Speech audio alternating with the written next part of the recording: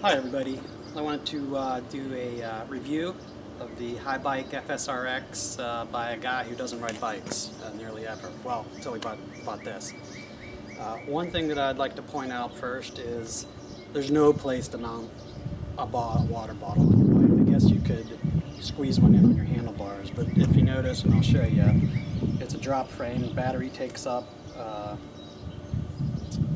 one part of the frame, and the other part, there's no screws on top, and it's a square frame. So it really sucks. So I've been trying different things. I haven't found anything to work yet. So it doesn't mount water. Who's an electric bike for, and who's the Haibike FS RX for? Well, if you're overweight, definitely. It makes biking easy. If you want to ride trails and not worry about getting back, it's perfect. When you're riding down the trail, you're not using electricity. You're riding down just like a normal mountain bike. But when you're going down the trail, as you know, you're worried about getting back, especially if it's really steep. You gotta pedal up, and you see everyone suffering.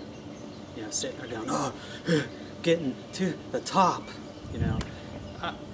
When you have a bike, you want to have fun. When you're a kid, you don't get on a bike and say, I want to go exercise, I want to go find a tall hill to climb.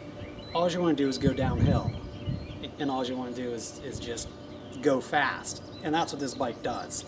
Now, you might have people that say, hey, oh, you're cheating, it's not a real bike because it's giving you power. Blah, blah, blah, blah, blah, They're just mad that they don't have an electric bike. And as soon as they ride your electric bike, they're going to throw their bike away and buy an electric bike. Now, a lot of people will say, oh, you can't get any exercise on it. This Haibike has 5 or 6 settings as far as how much power it gives you. But you still got cadence. You still got to go like this. If you're not pedaling your pedals, you're going to fall over. So you get on an exercise bike and set it to easy, and do it for an hour, and your legs are still going to be burning. You're still going to be tired at the end of it. It's just that the electric portion of it makes it fun. You see a hill and it doesn't matter. Now if you get to a hill and it's at the end of a 20-mile trek, you're going to be tired going up the hill because it's not a dirt bike. It doesn't give you 100% power. I'd say it probably gives you 50 to 75% of whatever you can put into the bike. So what that means is, if you're pedaling, you can chop half of that effort away and let the bike take over half the effort. You can go up hills, especially really small hills, really, really fast and really easy.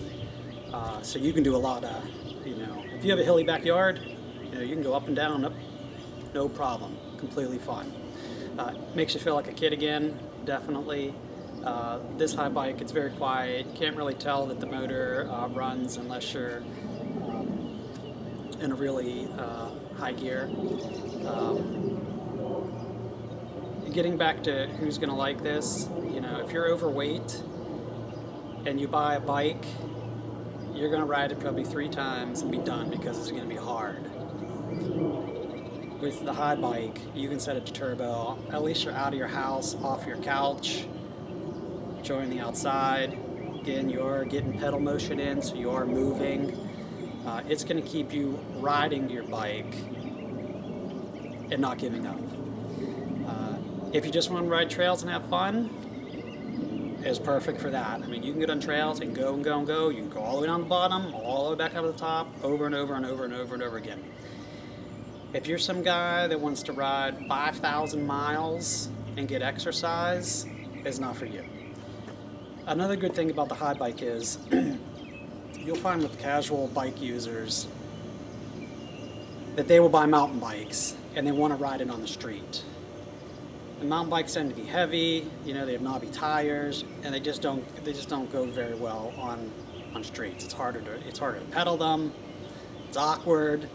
That's why you see all of these people with trek bikes, and their tires are, a 1/4 of an inch thick, and they're just streaming along because their bike weighs 2 pounds, and they have very little surface contact. So if you go to a park or whatnot, you'll see the trek guys zipping by, all like they're ready for a race, and then you'll see sort of the, you know, average Joe on a mountain bike riding around on asphalt or concrete, struggling and not cruising at all. With the Haibike, the electric bike, it takes that away. It makes you just as efficient as you know, one of the guys on the street bikes, and it's actually better because on the street bike, you know, the tires are this skinny. You can't go up over curves. You can't ride in the grass when a car's coming. You know, you got to stop, get off, pick it up, move it gingerly, and get back on. Because it's powered, there's no drag to, you know, and super effort to ride it on pavement. It's just like a normal street bike. So it's generally all purpose. I mean, you can do 20 miles an hour, which is faster than these Trek guys are doing, on pavement. And if there's a bump or something you have to go over, or if you're about to crash and you have to go into somebody's yard, right into somebody's yard and right back out, which has happened to me. So let me show you the bike.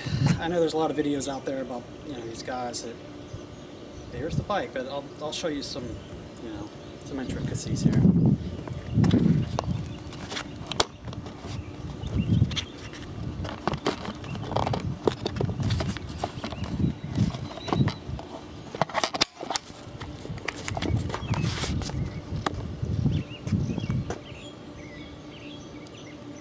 Okay, now like I mentioned, the only place you can mount a water bottle is right here. You could maybe take this off and get a handlebar mount. I did have one hang, but you hit your knee off of it. Makes you feel like you're ready to die. Here's an iPhone holder. This is actually, I'll give them a plug. It's a screw mount. Screw mount here, so it's friction. Actually flips open, so, and nothing's spring loaded on it, so it doesn't fall off. Anyway, highly recommended for your high bike. No place to mount. If you notice, I'm sure you've read that, you know, there's no front derailleur. I gotta say this, it's completely awesome to not have to worry about another shifter and have to worry about, oh, okay, I'm you know, almost to the end of my rear spool here. I got to go and shift up my front derailleur and then bring my other one down a couple. It's, you know, it's just like a car, right? 1 through 10 or 11, whatever the heck it has. I will say this though, with the speed that you can get up to on the Haibike because of the electric, especially if you're going downhill, it feels very much like a wide ratio motorcycle. And by that I mean that you feel like you just need 1 or 2 more gears, even though you're flying. And, you know, downhill I've gotten up to 30 miles an hour, and it's probably better that it doesn't have more gears, because at 40 miles an hour you'd probably die because the thing would be unstable. Now, a lot of non-e-bike owners really equate this to a you know, a dirt bike, you know, powered dirt bike. It does not in any way, shape, or form handle like a dirt bike. When you're doing 20 miles an hour on a dirt bike or a motorcycle, you can turn, you can go up things. It's very stable. If you're on concrete, it doesn't matter, or asphalt, it doesn't matter. Because of these knobby tires and the way the suspension is, and there's not much to the bike, you know, if you try to take a sharp turn at 20 miles an hour on this, you're going to die. And that's probably the case with any mountain bike. But, you know, mountain bikes on pavement, you're not getting fast because it's too heavy and you're dragging because of the knobby tires. You will have to get new pedals. I don't know if the bike doesn't come with pedals, but the pedals that I got, I looked them up and they were $13. So if it does come with pedals, they're $13 pedals. So when you order your bike, order new pedals, or at least ask the dealer what pedals you're going to get. Again, there's no place to really mount anything.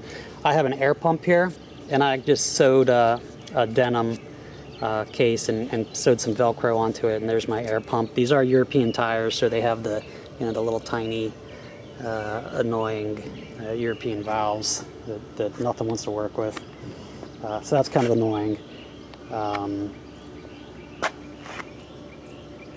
If you want to see how it's assembled, you can see my other review.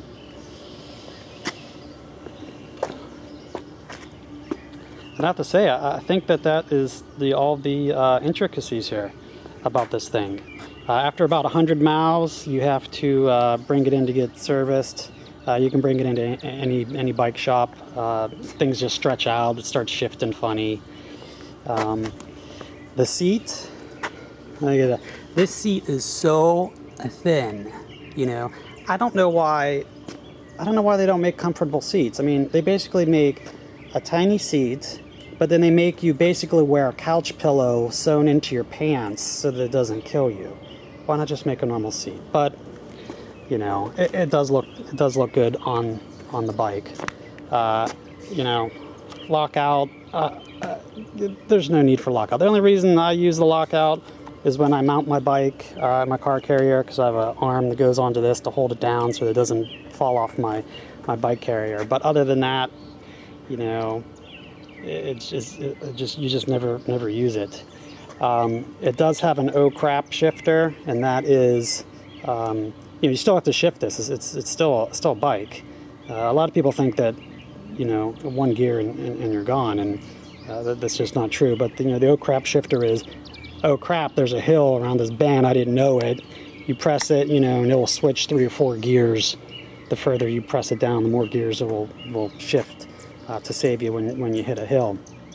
The motor is not powerful enough to carry you up a hill unless you're in the right gear. If you hit a hill, a steep hill, and you're not in the right gear, you're just going to fall over. You just won't be able to pedal it. It's not because the bike's heavy, but it's just with any bike. If you're in the wrong gear, you know, the motor's just sort of adding to you. These batteries do pop off. They have a key lock. The batteries, if you want to get an extra one, they're $1,000. It's a little crazy, but you know, it is what it is. The brakes, they work really well. I haven't had any issues with the brakes. Stop on a dime, you know, no noises, no vibrations, anything like that. The green is very, I don't know really that you can tell in video, the green is very fluorescent, and it's metallic, so it has a shimmer to it. You may have to modify your bike bag to get on it. One thing is, I know Haibike makes a lot of different bikes. The FS RX is a full suspension. If you're overweight, even by locking the rear shock, you still may compress it quite a bit. So, you know, it's something you want to talk to your bike dealer. I don't know what you know, what you do about that. I guess once you lose weight, you won't have any problems. So maybe you just kind of deal with it until you can use it. That's it. Of course, I recommend getting bike insurance in case you crash on one of these things, because it's just so much fun. You know, you'll definitely start doing a lot more daring things with it. And well, that's my review. Thanks.